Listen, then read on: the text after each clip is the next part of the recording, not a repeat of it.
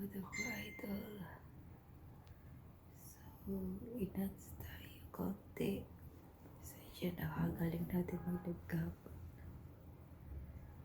Ayan. So, andito ko ngayon sa Dalisay. Si Dr. Dalisay po ng aking mata. Ay, ng aking ilong. Siya, tapos with cartilage. Ano ko na nandun. Ayan siya.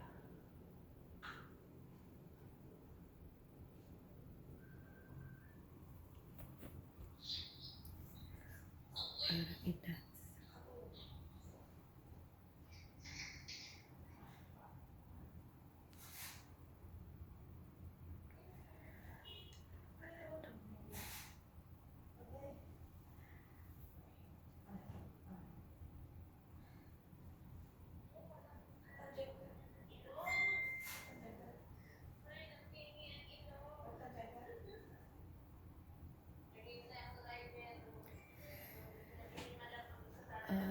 Kanina po akong alas 9, inumpisahan na tapos mga 11.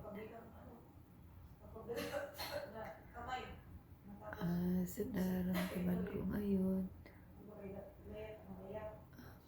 okay naman siya.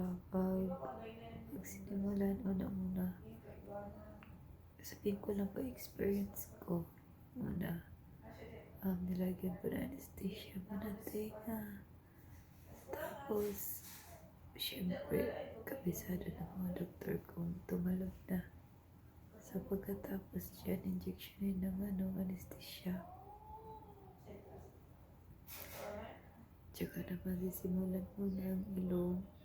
Ayan. Ayan siya. Tapos, nung simulan ng ilong na hugisan, ganyan-ganyan. Kung meron kayong pinapagayahan or anong gusto nyo gawin sa ilong nyo, so lalagyan po dyan ng marker. Ayan. Tapos po, mabalikat to. Tsaka na po, umpisa kukuha na po dyan ng cartilage. Nakuha na po ng cartilage. Isasara na po nila ulit yan.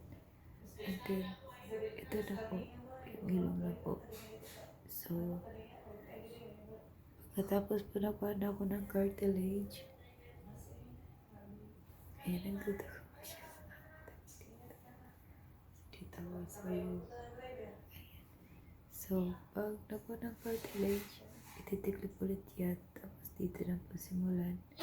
Tutusugan na naman po ulit ng anesthesia. Experience ko sa anesthesia is unang tinurukan syempre is yung dito, yung parang buto dito. Ayan. Tapos pagkatapos po nun yung dito na dito. Tapos doon sa pinakaloob. Ayun. Nung nagtalab na po, siguro mga ilang seconds lang talab na po siya agad. Ayan. So, ang nararamdaman ko po is wala na po siyang sakit nung tumalab na yung anesthesia. Tsaka pala po sisimulan yung bubuksan na po yung dito nyo. Ayan. Tapos, sa nararamdaman ko lang po, maganda po talaga magawa si Doc Yapi kasi yung Gore-Tex, i-share niya talaga pag po, inukap na to dito, simulan na, tapos parang kakayo din po kasi yung buto para daw po kapit na kapit yung Gore-Tex. Ayan. Tapos pag nakumpid na po, yung saktong Gore-Tex lang po, yun lang din po yung sakto na laki ng butas. Kaya hindi po siya yung kapag natulog po kayong ganyan, baka gumanon po, baka tumagilid. Hindi daw po ganon. Ayan. So, kung gaano na daw po kalapad or laki ng Gore-Tex, gano'n na din po kalaki yung bubutasan doon sa ilalim para isiksik na ng Gore-Tex din. Kagandahan nun, bago po itiklop ni Doc or simulan nyo dito sa baba, sisiguraduhin nyo po muna yung Gore-Tex, yung taas, yung haba is magiging bagay po sa inyo. Halimbawa, siniksik na dyan ni Doc yung Gore-Tex tapos parang masyadong matangos or ay masyadong mahaba dito. Uulitin nyo po yan. Ulit dito tapos uulitin po, babawasan konti. Pag alam nyo pag hindi pa bagay sa mukha. So, pag natapos na po dito, yung tipong okay na siya, bagay na siya sa'yo, doon naman po asikasuhin yung dito. So, ramdam ko na po doon yung feeling ko. Kasi, ramdam nyo lang po sila na may ginagalaw sa mukha nyo, pero yung sakit po, wala pong mararamdaman. Yung hinihiwa yata dito yung pinaka ko, yung buto. Kasi doon na po isisiksik si cartilage.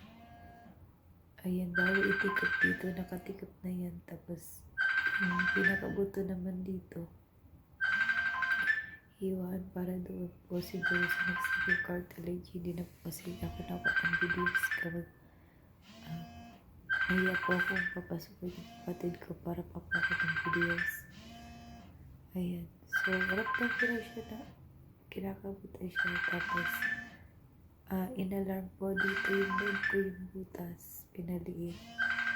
Ayan. So, tingin ko, kuya naman po, maganda naman po yung kinalabasan. Maganda po siya.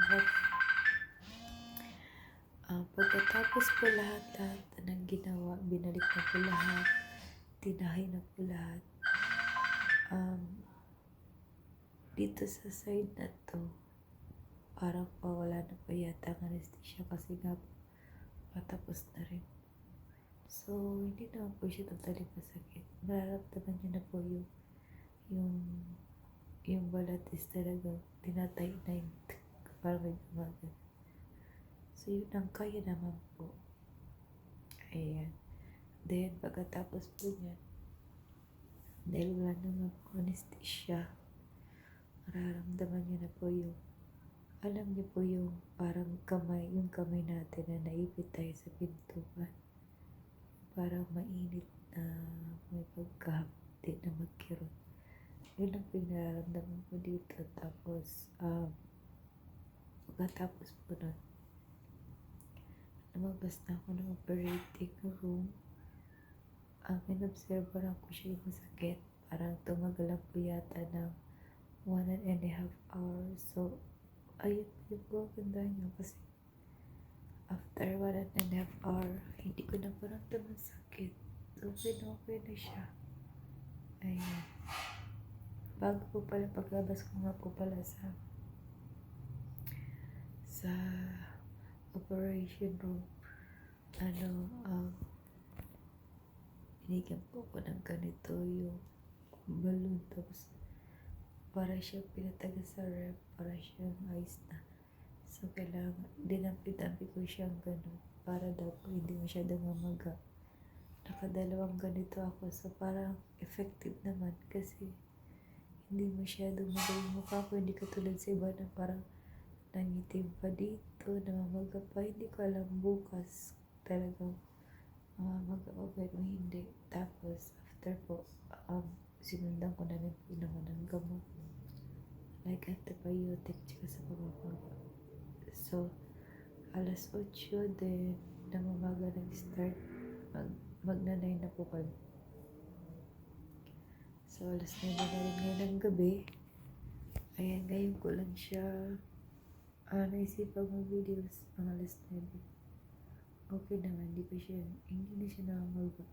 Or hindi naman talaga po siya namaga dahil siguro paglabas ko inananagan ako ng yellow ng ice para kapag hindi mamaga.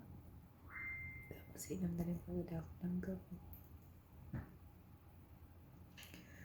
So, yun na kung makikita niyo. Yung mata ko po ay may pagbabago na talaga. Tapos, naka-side view. Ayan. So, sabi naman dito, 3 to 5 days lang daw po ang yung healing ng sugat. Pero sabi ni Doc, after 1 month daw po, nakikita na yung pinaka-resulta. Ayan. So, hanggang dito na lang mga badag ko ito. Ayan. So, sa mga may balak po mag-finance, okay po siya. Hindi po siya nakakatakot. At magkaan po yung kamay dito. Magaling po siya. Okay, bye-bye mga badag ko idol. Bye-bye. Happy selling.